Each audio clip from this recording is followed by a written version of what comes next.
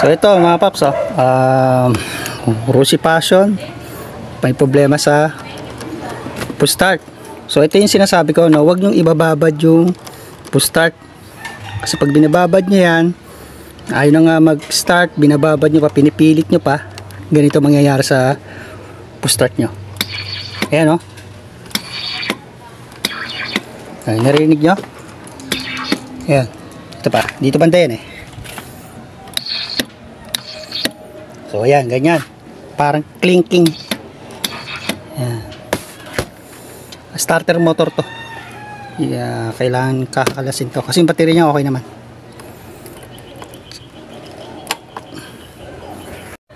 So ito mga passion, no, sa mga nagkakaproblema sa push start. So iwasan yung ibababad ng push start, no. Pag ayaw nang mag-start, huwag yung ibabad ng ibabad. Ang pag-push start ganyan lang, pitik lang. Pag ayaw, itigil nyo na para hindi ka masiraan yung starter motor o masunugan ng carbon brush. So ayun, no. Yan, narinig nyo? Sige Paps, iyan mo. Pakita ko lang yun. Ito. Starter motor. Yan, sige pa. Mahina yung mahina yung starter motor nya. Dapat dito ganito. Kaya nahihirapan din siyang mapa-start din yung motor.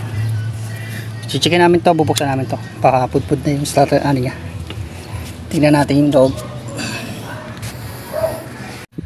So ayan, ganito yung nangyari kay sa starter motor ng motor ni Paps. Yung motor niya. Si Paps. Ay, ka sa misis mo. Ito anak nila, oh. Ayan. Kapag nakikita nyo ayaw ng start, tapos pag pinupo-start nyo, nag-clicking lang siya. Ito yung madalas na nagiging problema sa GY6 engine, no, hindi lang si Rosy Passion, lahat ng karamihan ng GY6 ganito nangyayari, no? Kaya mahalaga yung preventive maintenance. Ito kasi may preventive maintenance ito eh. Halika nga Paps, papakita ko sa yung ginawa. Tingnan nyo, pinaano nyo na to eh, pinapalitan mo na ng carbon brush to, no? Yung ginawa, ano to, binuhol-buhol lang, ayun, no? Di mo lang inayos, ayun, no? Pinapalitan niya na ng carbon brush pero ang daling mapudpud, oh. Ganyan mayayari sa pag yung push start nyo ay ayaw na gumana. Isa to sa mga dapat checkin. So bago kayo pumunta sa ganitong part na to, i-checkin muna yung mga madadaling dapat checkin, kaya starter motor, starter relay, yung baterya, kung okay yung karga. Pag okay yun, dito na kayo pumunta. Yan ang problema yan. Ang gagawin dito, lilinisin to, tapos lalagyan ng bagong carbon brush. Yan. Alagahan yung mga motor nyo, pwede kayo matulig kay Paps. So ayun mga Paps, malinis na yung starter motor nya. So hindi ko na pinakita paano ko kinabit yung carbon brush kasi hirap gumawa na nagbibideo, no? Saka hindi rin madaling kabit yung carbon brush.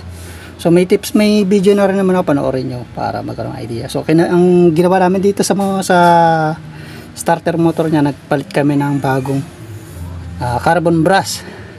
Tsaka pininturahan ko na rin para maayos yung malinis yung kanyang starter motor. So ikakabit na namin to. Kaya nakabit ko na rin yung pinaka live wire nya, yung direkta yan, papunta yan dito.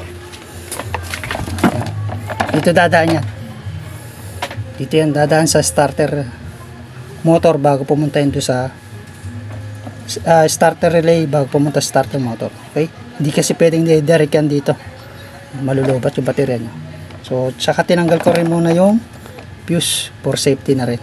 Pag nag-aayos tayo ng mga ganon ng starter motor, kailangan alisin yung motor para maiwasan yung short, karoon ng short, okay?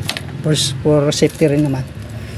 So yan, so ikakabit ko na to. So hindi ko na ipapakita pa paano ikabit siya, napakadali lang naman yan. Dalawang ternilyo lang naman yan. Okay? So mamaya Chichikin na namin ano, papaanda na namin tong motor niya through push start. So ito mga paps, ting kaninang ginagawa ko na problema niya sa push start. Okay? So ngayon nagpo-push start na siya. So ang nakita namin problema yung carbon brass, no, sa starter motor, kailang pinalitan namin tsaka sininis din namin, no? So ayan, start natin, no? Click na. Tsaka yung iba, hindi lang naman yun ang ginawa natin, no? Sa yung ibang mga preventive maintenance, ginawa ko na rin para isang kalasan na lang din. Dinami na natin yung ibang mga ano, ibang pyesa, nilinis na rin natin, no? Kahit na ilang oras namin ito ginawa, eh sulit naman yung pagpunta niya, Pops. Tsaka yung sa headlight, di ko nga lang napakita sa inyo yung headlight, no? Nung sa headlight niya hindi na gumagana.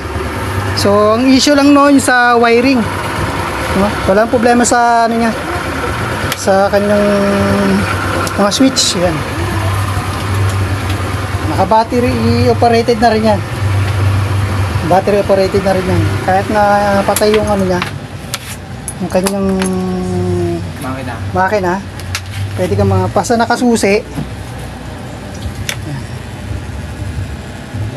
So ang talagang pinuta niya dito yung sa push start, yung mga add-ons na lang yung iba eh, isa lang yun eh.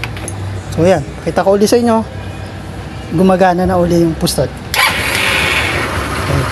Pinuulit ko, pag nagpo-push start kayo, huwag niyong ibabad, no? Pitik-pitik lang para di kayo masiraan o masunugan ng carbon brass o masiraan ng starter motor. Kaya lang naman yung sa mga ganitong klase ng makina, ayun yung kadalasan yung nagiging problema, yung carbon brass kapag sa push start issue. Okay, bihira nasisira yung switch na yan, kadalasan dun. Tsaka to, bihira to nasisira yung starter relay. Bulok na motor mo, gumagana pa yan, napakatagal niya. Kaya nga iba nagtataka ako bakit nagpapalit sila niyan eh. So bago kayo magpalit ng pyesa, i-test nyo muna. Okay. So yan, Pops, uwi na yan, i-assemble na namin tong motor niya. Malis na ulit, mukhang bago, Pops, ha? Bagong bago, pati ano, linis eh. Nilisa rin namin kasi na puro alikabok na to eh, hindi ko na napakita sa video. Ilang tips lang, bye.